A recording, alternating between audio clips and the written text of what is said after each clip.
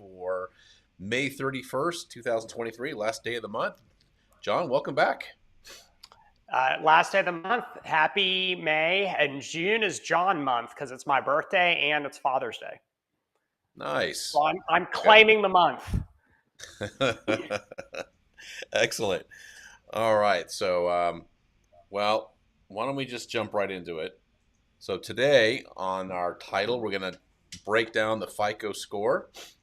We're going to take our time Nice. with this one so people have a good Nice. understanding and to qualify this a little bit, because I think probably the majority of the people who are going to be watching are have credit Versio accounts, or they're either they've got an account with Smart Credit, maybe Identity IQ, so they're going to get Advantage 3.0 score.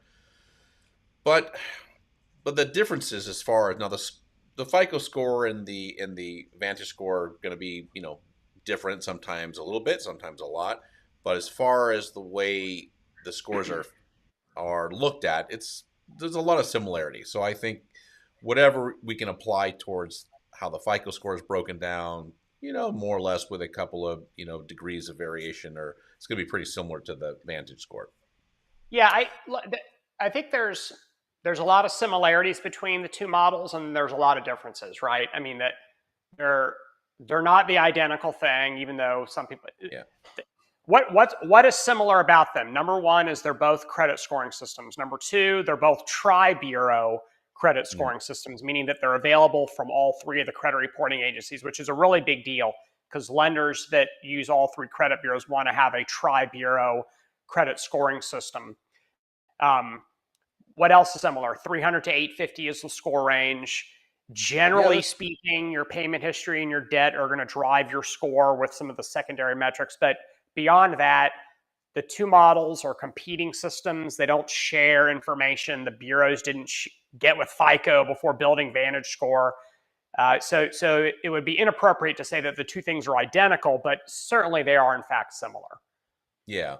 Well, I think when we're talking about what is this credit score designed to do, it's designed as a predictive measure to determine an individual's creditworthiness and to help mitigate risk for any kind of lender or anybody who's looking at your credit report trying to make a decision whether or not they want to offer or give you a firm offer of credit, or if they're going to rent you an apartment or whatever the case may be. So regardless of the score, it's a means to an end, and they both largely are trying to come to that end in the same way, although they might do it in a way that's slightly different.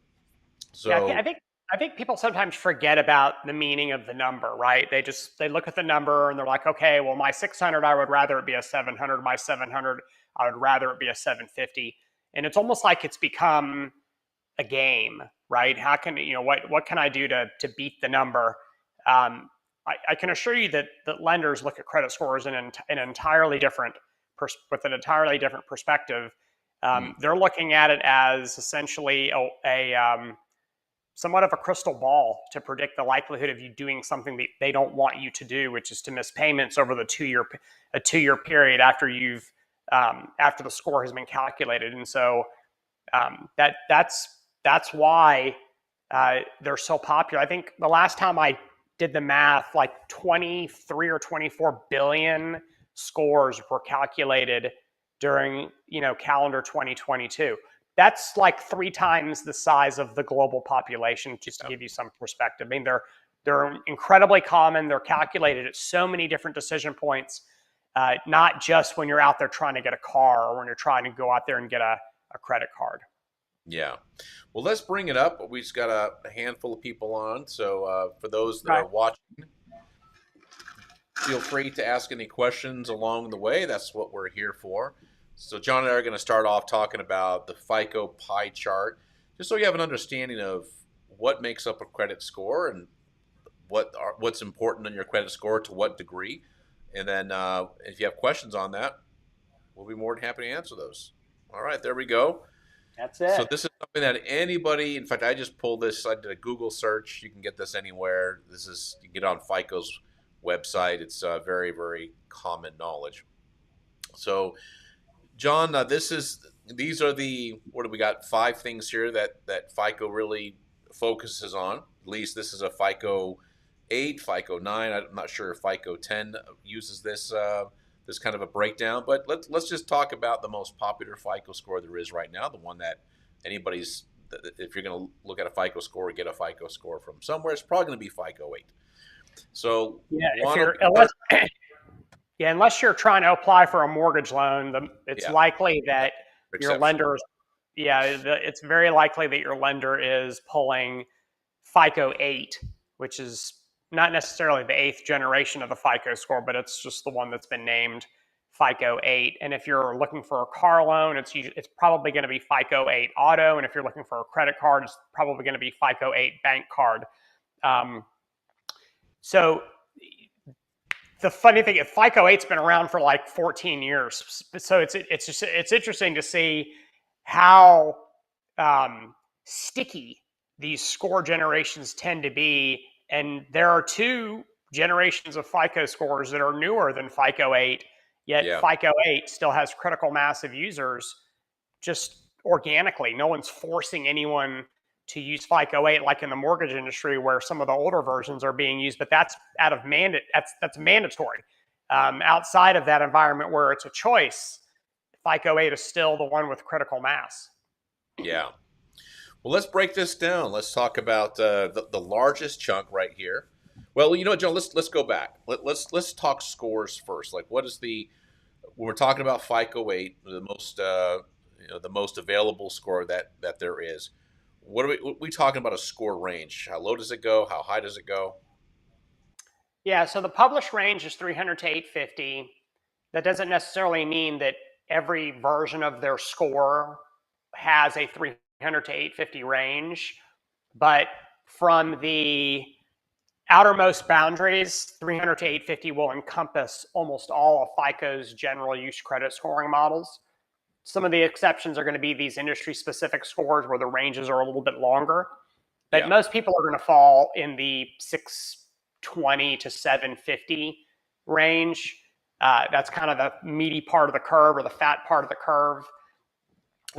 You want to be into the 700s, if not well into the 700s. The average FICO score last year was 716. And most people would say that a 716 is a good score, but from a distribution perspective, that you're average. So you'd really like it. You'd really like to be in excess of 716 if at all possible, so that you find yourself in a position where lenders are going to throw money at you at competitive rates or at the most competitive rates and terms. so we're talking about the lowest score. Again, we're not talking about industry specific scores, just the common everyday, widely used, widely available. FICO 8 is 300 all the way up to 850. I remember one Correct. time, John, in one of your courses, I think it was maybe the cohort from 2017, 2018, you made a real funny comment that still stuck with me. Like, hey, listen, you get 300 just for showing up. That's it. You're not starting from zero. I mean, 300 by no means is anything close to even being favorable, but you're not starting off at zero. So really, what we're talking about is roughly 550 points that you have to work with. Does that sound about right? Yeah. So 850 minus 300, there's 550 points in play. And you can kind of see that based on the percentages that you see on this pie chart, you can kind of do some math and get a rough idea of how many points are available to you in each of the different 5 categories, understanding that about 550 points are in play, give or take. Because remember, some of the scoring models and some of the different variations are going to have a score range that's within 300 to 850, but not necessarily 300 to 850.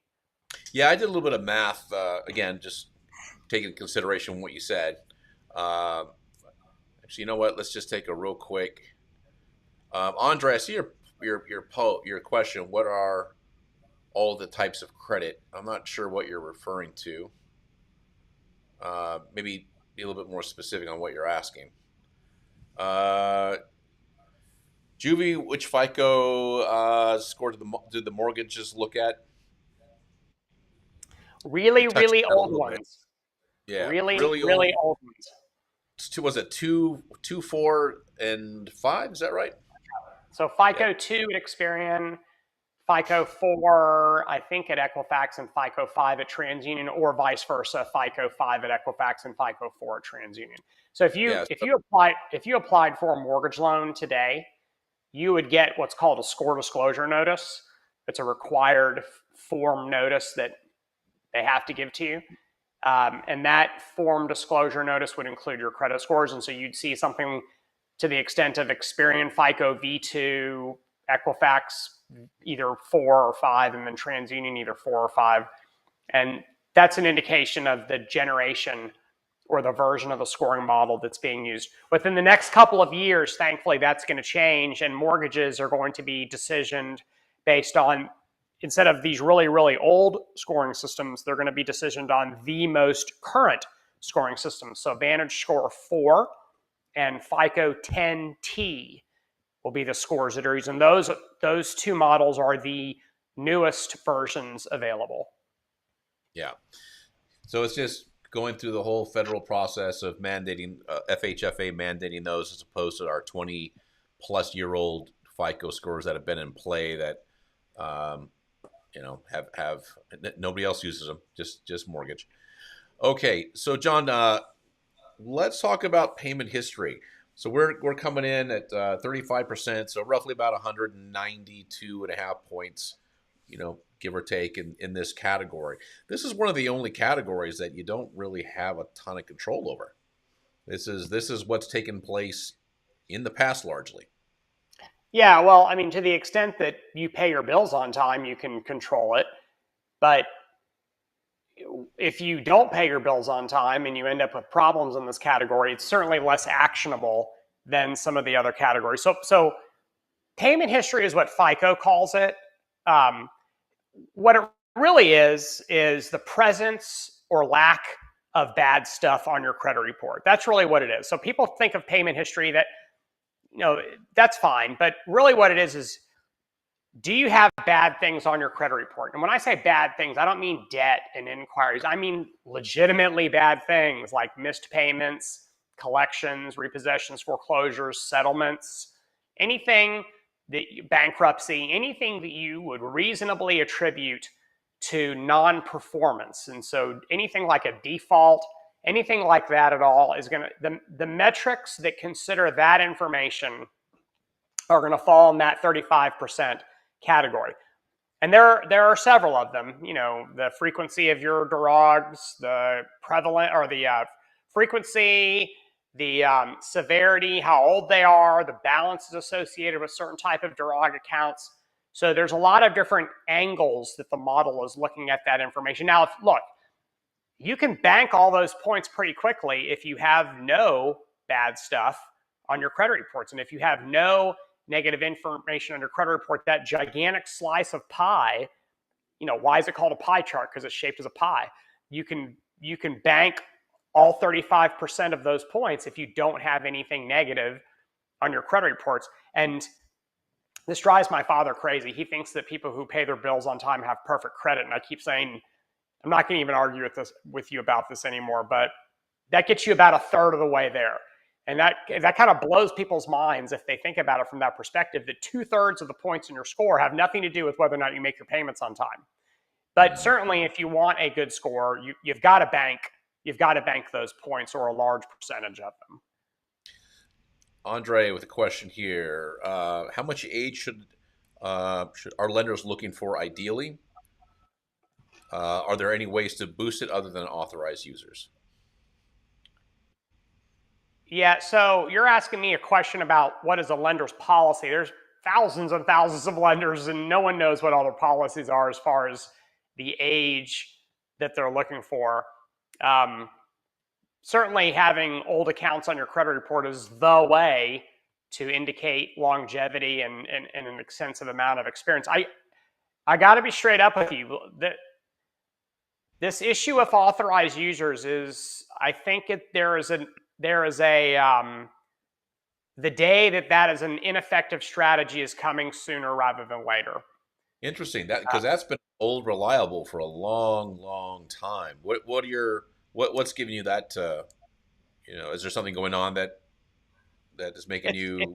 It's been old reliable for a very long time. I think the problem is the value of an authorized user has been called into question because of uh, some of the tactics of adding accounts to Trade. credit reports. And Yeah. so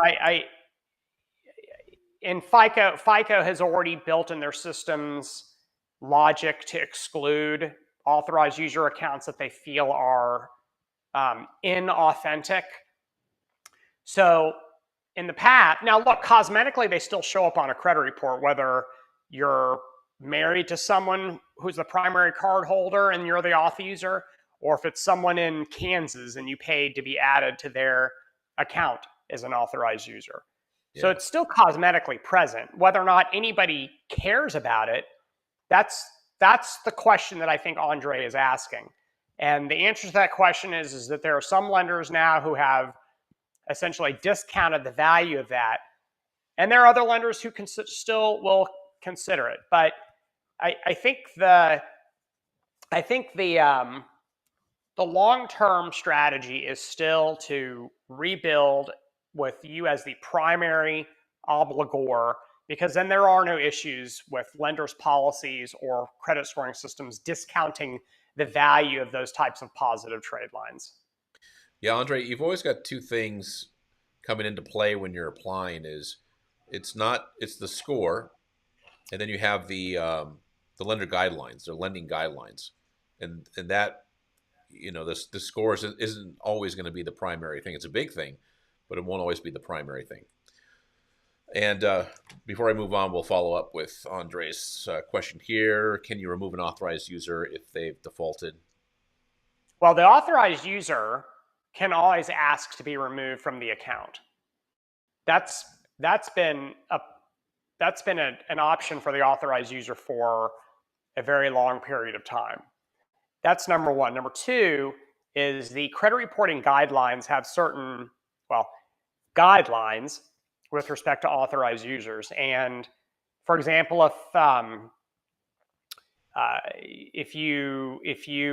first off, the credit reporting guidelines make it very, very clear that the authorized user has no financial liability for the account. So even though it shows up on a credit report, even though it shows a balance, there really is nobody, unless they're just a bozo and they don't understand how to read a credit report. There's no one that considers you as the auth user to be financially liable for the activity on the account. Whether or not you can remove them, and I assume you mean remove them from a credit report, that is going to depend on the furnishing party. They don't have to remove you except for under very certain circumstances. But if you choose to terminate your relationship with the primary cardholder, then that does have to be recognized on the credit report. And there's a way to do that. There's a way to indicate that the relationship has been terminated with the primary cardholder. Whether or not that's going to result in a deletion or a removal, that really is up to the primary card, or excuse me, that's up to the card issuer. Got it.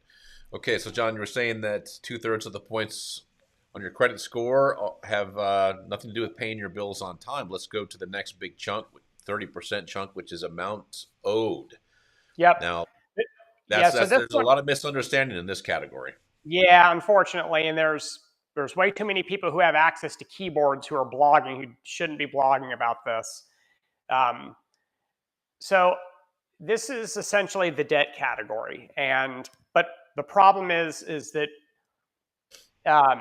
too many people refer to this as the credit card utilization category. So there's this kind of pervasive myth out there that suggests that the utilization ratio of your credit cards is worth 30% of the points in your score. And that's incorrect. There are multiple metrics within the debt category, and one of them is your credit card utilization, but the entire category is not credit card utilization. And even FICO has them all listed on their website. If you don't believe me, you can take 5 seconds and go look at FICO's website and you can see what they all are. How many accounts of balances, the percentage of installment loans, or the percentage balance relative to the original loan amount on installment loans, And then you have utilization, number of accounts of balances. So certainly there are metrics that have nothing to do with credit card utilization, but yes, credit card utilization is a big deal, and you would like that ratio to be as low as possible. I always am entertained that comment that you throw out every now and then, John. Like, if you don't believe me, you go on to FICO's website. Yeah, if you don't want to believe the guy that worked for FICO for years and traveled around the country teaching FICO scores to lenders, you don't have to believe me. just go look on their website. Yeah, and I even say that in depositions. If when I got some smart ass lawyer trying to argue with me about FICO scoring, and I finally just said, look, don't believe me if you don't want to. Go look it up on their website. But if you throw me in front of a jury, they're going to believe me because what I'm telling you is accurate. And we can pull up screenshots from a website if you know. So yeah, there's a lot of people who think that they're clever and smart about this stuff, but Yeah. whatever. Right? It is what it is. I didn't get where I am today because of smoke and mirrors. I can assure you that. Also, too, John, a thing if you could talk about is, in fact, I was just on a webinar a couple of nights ago, and somebody said something that was inaccurate about balances when it comes to buying homes, and they were talking about, yeah, you want to be careful of how much installment debt that you have. And I was just, of course, I didn't say anything. It wasn't my place, but maybe you can talk about the misunderstanding, or just separate the difference between having revolving debt versus having installment debt. Yeah, look, no one likes to be in debt, right? Because you're paying interest, you got a bill every month. No one wants to be in debt. But from a credit scoring perspective, there's a type of debt that is very predictive of risk, which is credit card debt, and then there's debt that is not terribly predictive of risk, which is installment debt. What that means is that you can have a whole lot of installment debt, hundreds and hundreds of thousands of dollars of installment debt, car loans, mortgages, student loans, and still have elite scores. You can't say the same thing about credit card debt. And the reason isn't, but people try to humanize this and try to give like a logical explanation. They're wasting their time. The answer to the question is that one is predictive of risk and one isn't. And if it isn't, then you would not expect paying it off to lead to a drastic improvement in your score, and incurring it would not lead to a drastic decrease in your score. But credit card obviously is where you're going to see your scores fluctuate wildly based on those utilization ratios. But installment debt's not the problem. I remember a long time ago, I can't remember, it was one of the periods in the history of our world where gas was like $4 or $5 a gallon. Not the most recent time last year when it was that high, but it was the prior time. Mm-hmm. I got an email from a guy who had just bought an expensive German sedan. And of course, he had to put the expensive gas in it because you can't put cheap gas in an expensive car. That's not a good idea. And he was bitching about how, I can't believe I'm paying $4 and $5 per gallon of gas. I'm thinking of selling this car. Will my score go up when I sell it? And my first part of the answer was, well, maybe you should have bought a $100,000 car if you couldn't afford $5 per gallon gas. And that's number one. You should have thought about your flex before you flexed. That's number one. And then number two is that if you sell your car and pay off the loan, you should not expect your score to go up, because your score really didn't go down very much when you incurred the debt for the car. So yeah. It's just disconnect between understanding the variable weighting of the different types of debt. So if you're going to pay off debt, pay off your revolving debt first, 100% of the time, and then after that, pay off the debt that's the most expensive debt, which, installment debt's usually pretty cheap, and a lot of it has tax advantages because the interest in student loans and mortgages is tax deductible, so the effective APR is really lower than what you think it is. Mm. So if you have $100 burning a hole in your pocket, throw it against your credit card debt, not against your installment debt. I like when you said a second ago that it might not make a lot of sense if you're trying to rationalize it, but I don't know. My take on it is I understand why credit card debt is so heavily weighted versus installment debt. Installment debt, not all the time, but a lot of the time, especially we're talking about mortgage, we're talking about auto debt. It's collateralized debt.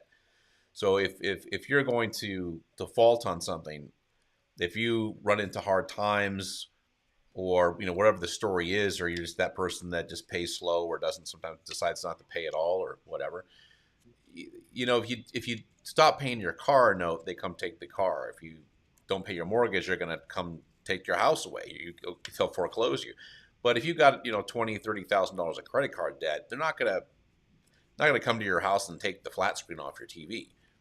So so if there's trouble financially, the canary in the coal mine for risk is going to be that credit card debt, because that's the stuff that people tend to stop paying. They'll pay their car, they'll pay their mortgage, they'll put food on the table, they'll pay their electric bill, but that credit card is usually the thing that goes.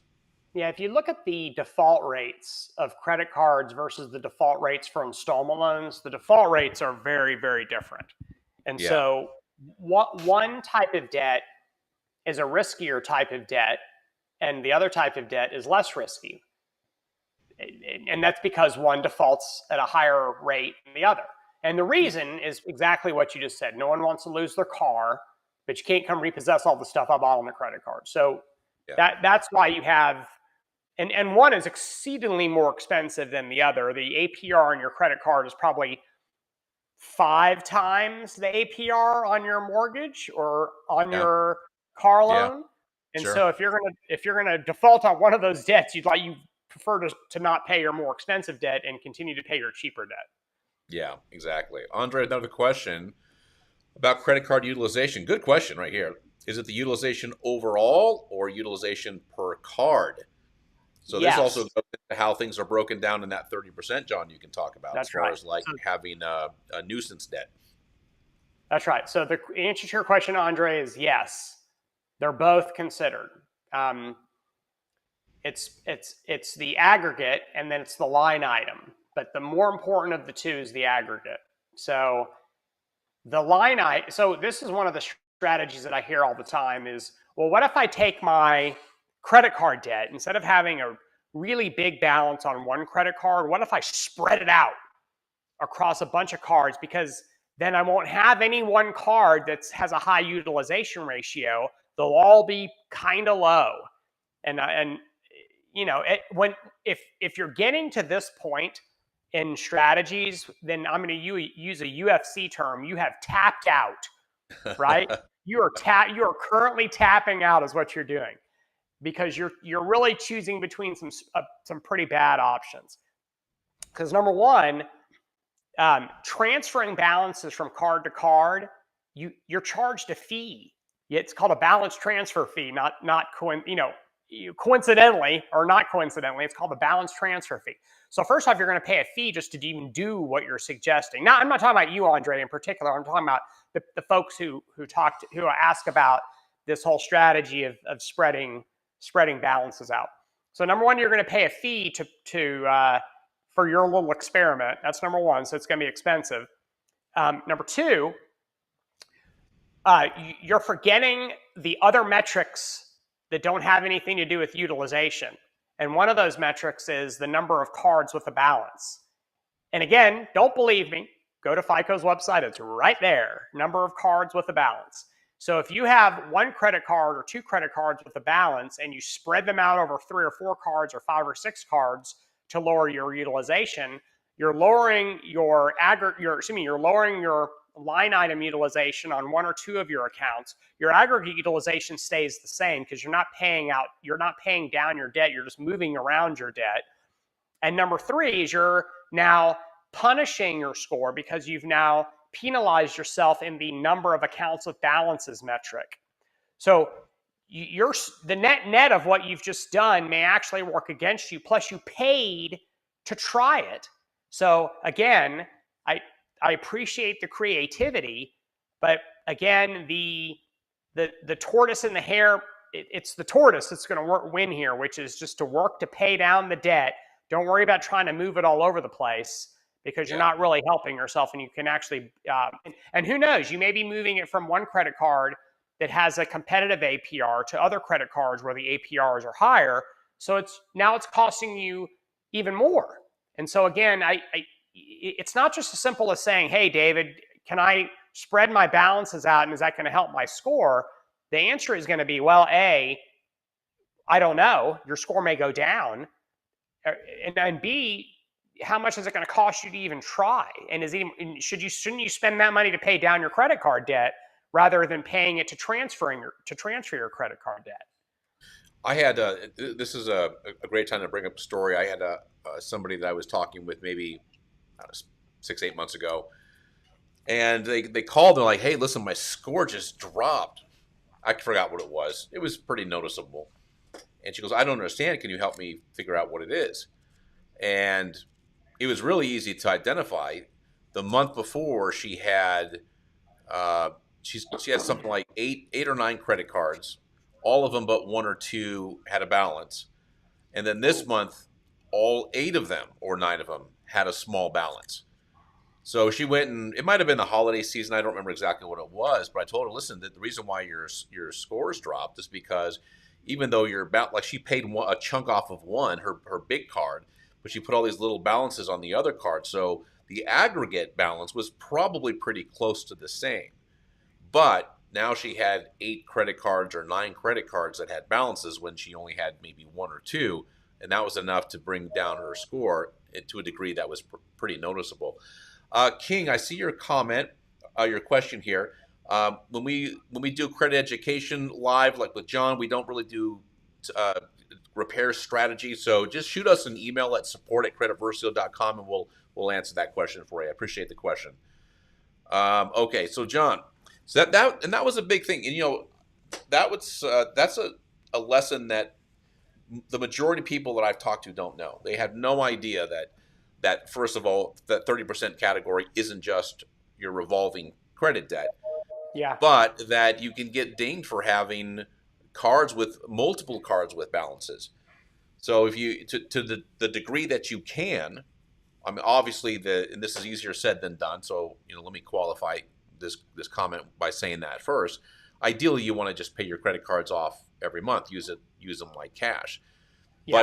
But but really, if you've got a card and you run some balances on your card, ideally you want to have just one card, and the one that's either got the most favorable rate or whatever you're getting in return off it, and then just let the other ones just leave them alone. So I just put something, David. I don't know if I am allowed to do this, but I did it. So I just put a comment in the guest chat box. So it's not showing up as a comment, but I stuck it in the guest chat box. So not again, sure. Yeah, I don't see that. Okay. So I don't think I can comment because I'm not an attendee. So here's what I would suggest people do. Don't believe anything I'm telling you. Do your own due diligence, right? That's what you're told to do before you buy stock. That's what you're told to do before you make investments. Do your own due diligence, which means that later on, if you screw up, then you don't have anybody to blame but yourself. Do your own due diligence. Go to FICO's website, myfico.com. There's an education tab across the top. By the way, myFICO, there's some people who think myFICO is just some website that doesn't have anything to do with the company FICO. And they, myFICO is the consumer division of the company known as the Fair Isaac Corporation. So it's one and the same. There's an education tab across the top of the myFICO website. Click on the education tab. On the left nav bar, you'll see the different categories that make up your credit score. One of those is the amount of debt. And if you click on the amount of debt link, you'll see that there are 5 different metrics in the category, which number one dispels this myth that it's only credit card utilization that's worth 30%. Plus, it'll give you an idea of the other metrics that are in the category. So if you're trying to strategize as to what to do with your credit card debt, you'll understand that you may be robbing Peter to pay Paul in some respects if you start moving debt across credit cards. I'm going to bring this one up. Jane Doe, great question. Yeah, Identity IQ has been incompatible with Credit Versio for a while because of a software update they made, which compromised security. However, we're supposed to be live with them any day. In fact, unfortunately, my partner is not sitting across from me like he normally is. I could ask him, But I believe sometime this week where you should be able to integrate Identity IQ again. So here's what I would do, Jane Doe. Email us. What's today? Wednesday? Yeah. Email us on Friday, support@creditversio.com. And you're going to get Travis. He answers all our customer service. And just ask him if he has a date yet for when Identity IQ will be compatible. But it should be any minute now. I know the software's done. They've fixed everything. It's just a matter of their dev team and our dev team kind of coming together and saying, okay, now we're ready. But should be any day now. Okay, John, moving on to the next section, 15% length of credit history. Maybe you can talk a little bit about that. Yeah. So Seems again, pretty self-explanatory, though. another slightly misleading term. It's not length as in how thick is your credit report. Length of credit history has everything to do with age, not necessarily age of you, the person, but the age of your credit report. So I really wish they would rename a lot of these categories. Okay, just because they're a little bit misleading. And it leaves room for misinterpretation. So length of credit history is really about age. So there's two primary metrics in this category. And look, 15% it's not payment history or your debt, but it's a large enough category. It's worth 150% of inquiries, and people love to obsess about inquiries. Yes, they do. So it's important enough that you should at least be aware and cognizant of its existence and what matters in that particular category. So I'm going to call it the age of credit history because that's really what it is. So there's two things to consider here. Number one, what is the average age of all of the accounts on your credit report? I'm not talking about public records. I'm not talking about collections. I'm talking about trade. So trade lines. So what is the average age of all of your trade lines? Obviously, older is going to be better.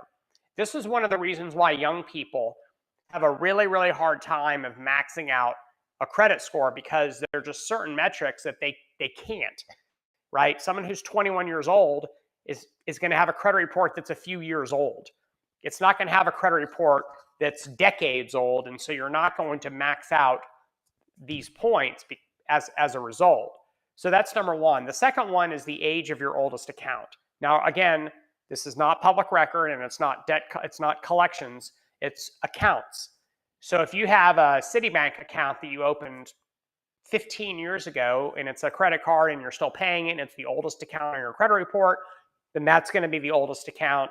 That's going to be your oldest trade. And so you can make some assumptions in this category, David, and the assumptions that you can make are that older is better. So the older the average is better, the older the oldest account is better. And this is one of the reasons why you should never, ever argue with creditors or the credit bureaus to get old good stuff deleted from your credit reports, because you may accidentally make your credit report look younger, which is not a good thing. And this is actually kind of a funny counterintuitive thing. This also includes charged off accounts. So you may have a charged off account that's 6 years and 4 months old. That's the oldest account on your credit report. You argue about it, you successfully get it deleted, and your score goes down because the charged off aspect of it is so old that it's irrelevant. But the age of the account was helping you. And now that you've gotten it off your credit report looks younger, and now your score goes down as a result. So again, universally, older is going to be better. Yeah, and this falls under the category of, or the method of thinking, John, that as long as you're doing other responsible and smart things, that you probably will have recovered from a charge off after 24, maybe 36 months or so. Certainly recovered enough to where you're able to get credit, and eventually your scores are going to be pretty impressive for someone who has a charge off on the credit report. Yeah. So, and that's one thing that happens quite a bit when people they get a little cavalier with their credit repair and like, I just want to dispute everything. And that's one of the things they don't think about, or they probably don't even know when they're looking at something like an old, and you gave the perfect example, an old charge off that, maybe it was charged off 4 years ago, but it was a credit card. Maybe the credit card was opened 10 years ago, and maybe that's the oldest thing that's on the credit report. And now, you've got a big chunk of points sitting there, a little over 80 points. And I'm not saying you're going to lose all 80, but it's enough to where if that old charge off gets deleted, you're going to feel it, and it's That's hard. right. It's And hard to gain that back. if it's your oldest account, not only have you deleted your oldest account, but you've also deleted the account that's the most advantageous account for the average age in the math that's used to calculate the average age. So I get it. You want that stuff off your credit report, but this is one of the ones where it's very counterintuitive and it throws people a curveball when they're successful getting something off of their credit reports, and they think that it's going to lead to a higher score when in reality it leads to a lower score. Yeah. All right, we got a couple of questions here. Andre reminded me to go back, and I missed one from him. Would a consolidation loan be a strategy for lowering utilization? And how can you get approved if your credit score is already low from high utilization? It's a good question. Yeah, so the second one is the conundrum, right? What comes first, the chicken or how do you get a job if you don't have a resume, and how do you have a resume if you've never had a job? That is the universal conundrum, is that you can certainly get approved for a personal loan if you've got poor credit, but you're paying high interest rates. So that's just the nature of risk-based pricing. But yeah, converting revolving debt into installment debt has long been a good strategy for a variety of reasons. Number one, normally, not always, but normally installment debt is cheaper than revolving debt because the average APR on a credit card is about 17%. The average APR on a retail store credit card is into the 20s. That's really expensive. You could certainly get a personal loan for that expensive, but you can also get a personal loan for 9.9, 12.9 APR. And so generally speaking, you'd like to pay less for your money if you can. That's number one. Number two is the scoring benefit. So what you're doing, if you owed $10,000 of credit card debt and you were able to take out a $10,000 personal loan, what we used to call a signature loan, back in the day, meaning that the security of the loan was your signature because there's no asset securing the loan, and you use that $10,000 to pay off your credit card debt, you're not out of debt. You didn't reduce your debt by any amount. You just kind of moved your debt from one place to another. But what you did do is you converted it. You converted revolving debt into installment debt. And what you've just done is you've taken assuming that was all of your credit card debt, your utilization ratio just went to 0, which is fantastic. So I love the personal loan option to get yourself out of credit card debt, understanding that you're not out of debt, but it's certainly a less expensive type of debt normally, and certainly a better debt for your credit score. Yeah. Jay, so try to connect to your smart credit and ask for my social. It said something I forgot. Yeah, long story short. Yeah, it looks like you failed the security questions. They give you, I think, 3 tries and they bump you out. That's a TransUnion security protocol that's built in. So you got 2 choices. Choice number 1, wait 30 days. That can't be redone. Really? Choice number 2 is check, email us on Friday, support@creditversio.com, and ask Travis if we are up with Identity IQ. We should be compatible with them pretty soon. I don't know that we have a date. I don't know. Actually, David's sitting across from me now. Do we have a date for early next week? Okay, there you go. So early next week.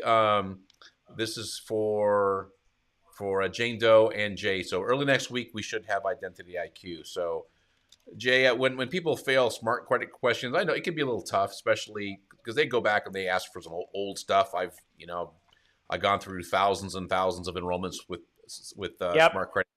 People fail them sometimes, but that's right. Normally those people don't fail Identity IQ or smart credit and then fail Identity IQ, so you'll be okay. Jane Doe, in 2013, what was your monthly payment on your blah blah blah loan? You're like, what? Exactly. I have no idea. Yeah, especially if you got a big credit report and you got a lot of stuff and you got a little bit of history. Man, you're like, oh man. I don't Bro, even I remember that don't one. have any idea. Okay, Jane Doe, that is a big question. Why don't you do this? Why don't you chunk it down for me a little bit and break it up into two? Because I'm not going to be able to fit that on the screen really. And see if you can do that in the next couple of minutes because we're coming down to the end of our Q&A. So, John, all right. And then we've got, oh, I love this one, types of credit and then new credit. Let's see. Let's just do, yeah, let's just break them up. We got enough Let's time, I let's think. yeah, I think we could do both. I think so. Let's the types of credit one is really quick and dirty. This is the diversity of the accounts on your credit report. So for the people watching, if you've had if if you're my age and you've had a credit card, a student loan, a car loan, a mortgage, if you've had all those different types of obligations, you know that they're really not that similar. You make a payment every month, but going through the closing was different. Obviously, one's installment versus revolving. They're different. They're different types of debt, even though they're all considered debt. So, to the extent that you've proven that you can manage these different types of debt, then you're going to benefit because of that. So that's really what the diversity category. The new credit category, again, these are horribly named. Um, by and large, this is the inquiry category. And again, this is the lowest category on the list, but we talk about it the most, which is very kind of counterintuitive to me. But this is your hard inquiries. And so obviously you want to limit the number of hard inquiries. Hard inquiries are on your credit reports for 2 years, but they're only potentially seen for the first 12 months of their life. And both FICO and VantageScore have pretty sophisticated logic with that attempts to model the shopping activity of a consumer and therefore not penalize them for being a rate shopper. And if you think about it,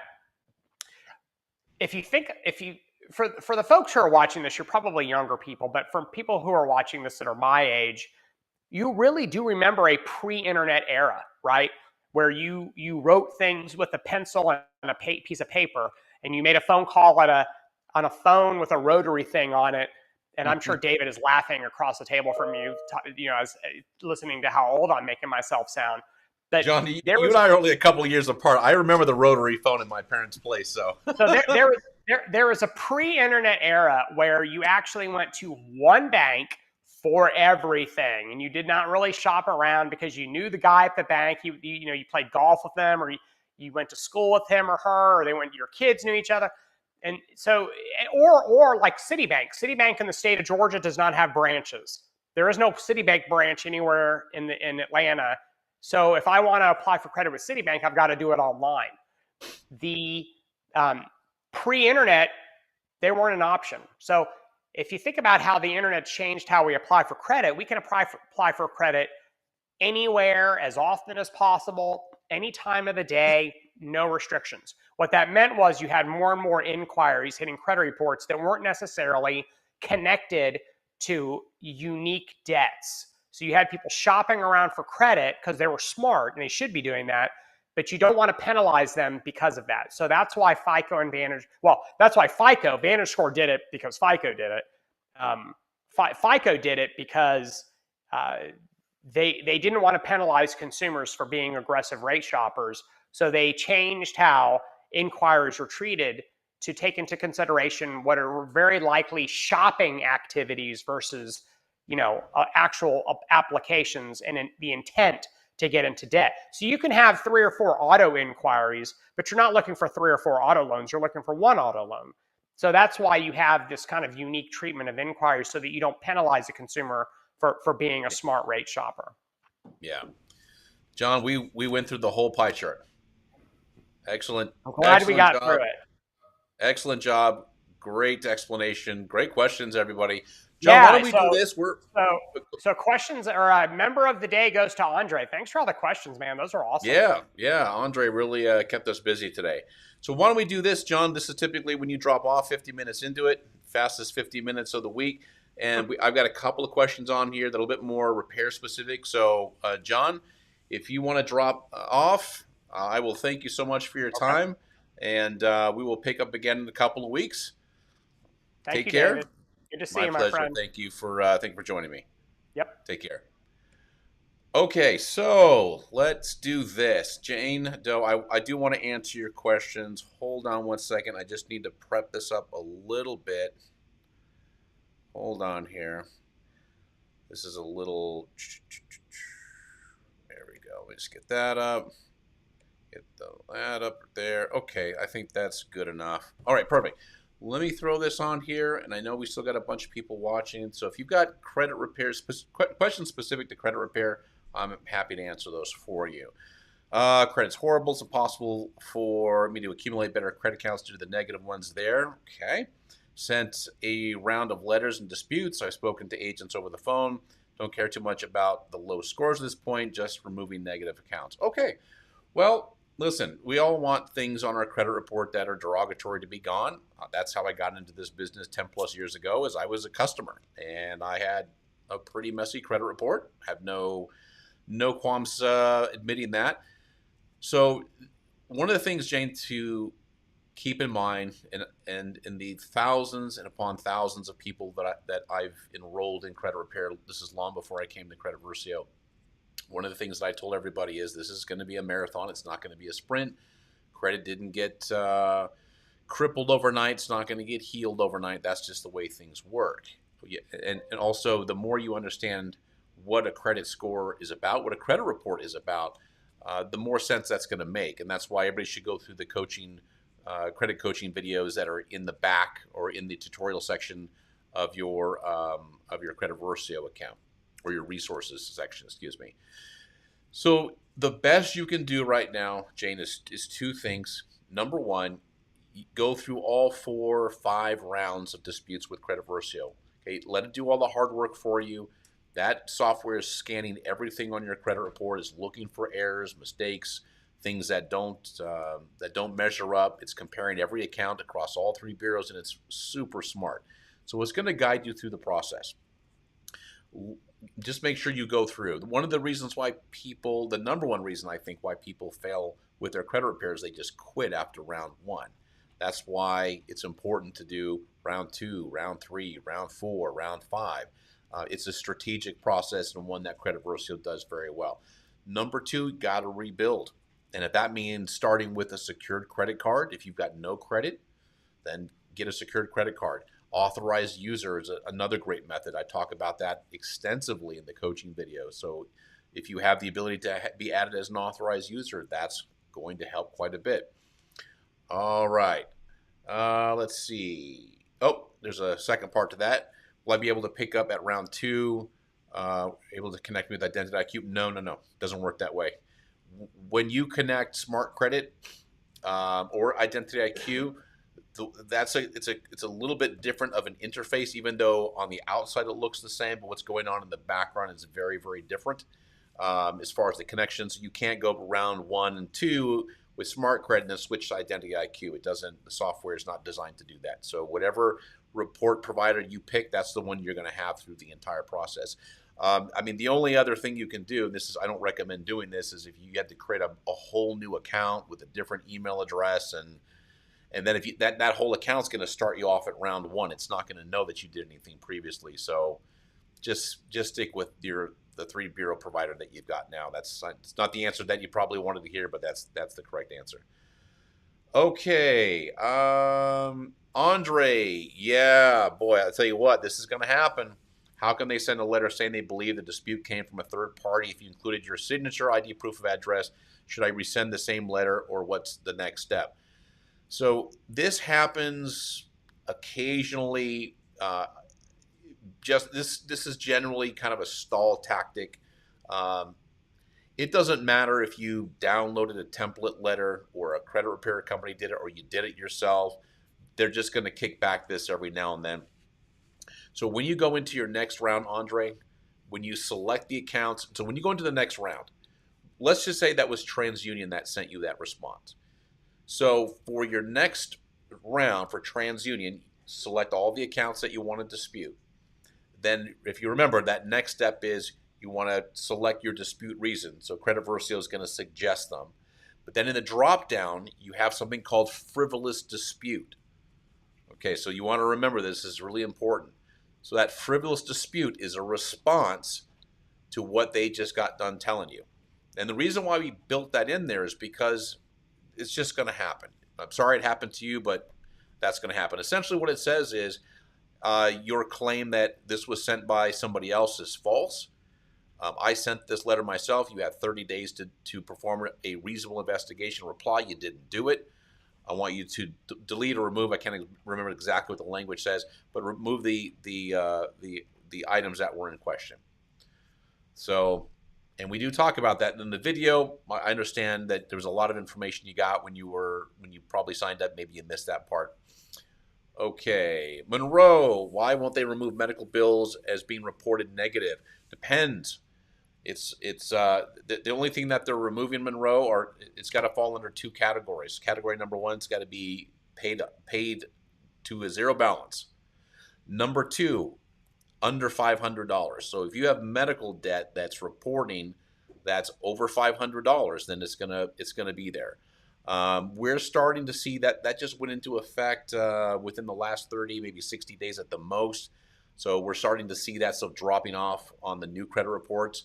So that's if you're seeing medical debt, give it another round if you see it if it's under $500. But most of that stuff is coming off right now. Okay, and I am caught up on questions. I think that is it. Now, if you're watching this on a replay or you're still on, you have a question and I miss it, feel free to put it on there. I circle back around and I'll answer those for you. Let's see. Oh, Jane jumped in there last minute. Can bankruptcies really be removed before the 7 to 10 year mark? Yeah, sometimes. Here's the thing about bankruptcies. Like anything else, it's actually not all that difficult to recover from a bankruptcy.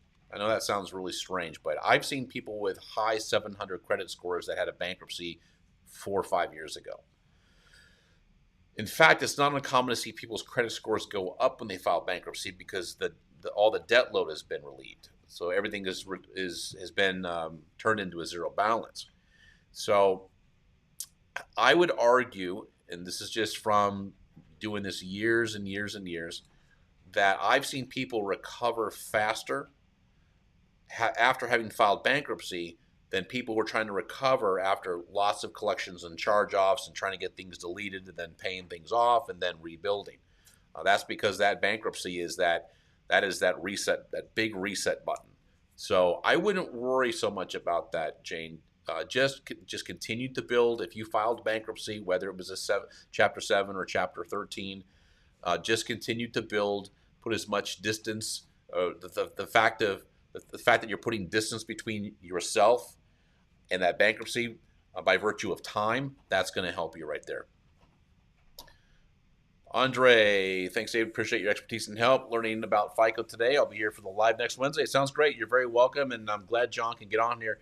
What I love about I get texts every not texts, but I get posts every now and then. People saying, "Hey, how come you don't have a variety of people on? I know this credit expert and that credit expert," and I'm like, well, yeah, but I really prefer to have people who come from the bureaus. Everybody that I've had on here on the Facebook Lives with me either come from FICO, Equifax, TransUnion, and I've had two attorneys that specialize in Fair Credit Reporting Act law and FDCPA, Fair Debt Collection Practices Act law. So I want to have people on here that actually know what they're talking about rather than people who have just different opinions about things. So you are very welcome. I'm glad you're here to join me today. Jane, you are very welcome. One last question from Alan Alves. Equifax not reporting bankruptcy like other bureaus and not reporting creditors like the ones. I'm not as sure exactly what that means. Keep in mind, Alan, that the three bureaus are three completely separate companies. There is nothing compulsory about reporting, meaning there is no creditors don't have to report things to the bureaus.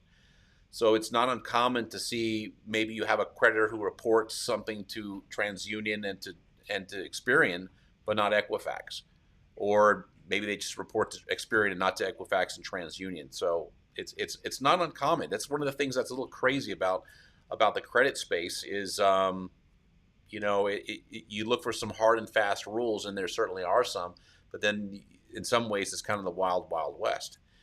So yeah, you're going to have different information. Even my credit report, I have some accounts that don't report across all three bureaus. It's not uncommon. Okay, Jay, thank you. These lives are definitely the reason I'm joining. Just knowing there's real people behind the process. That's great to hear, Jay. And if you need any help, we got it. We're a phone call away. We're an email away as well. Okay, and but credit support, which is making my score lower on that one. It's possible. Yeah, you're never going to have the same scores across all three bureaus. Well, I take that back. I've seen that out of 25, maybe 30,000 credit reports that I've seen in the 10 plus years I've been doing this. I think I've seen scores the same across the board maybe 4 or 5 times. To the degree that I do remember one time specifically where when I saw that, I'm like, wow, that's very, very rare. So you're not really going to see that. So Alan, the best thing you can do is if you're with Credit Versio, if there are things that you're trying to challenge, let the software guide you through the process, and just keep your fingers crossed. Things that get deleted are things that are erroneous, outdated, incomplete, unverifiable. That's the law. And if there's something on your credit report that falls under that category, or may potentially fall under that category, after an investigation, Credit Versio is going to help you find it. Okay. I'm seeing results. I'm waiting to send my round 3. Great. Monroe, just keep about round 4, round 5 is typically when you're done with the process. Just make sure you're going through the coaching videos and you're learning what to do, how to rebuild. Thank you very much. That is it for me today. If I missed something, I will swing back around and I'll see it in the comments. Otherwise, thank you so much for joining me today. Be well, and I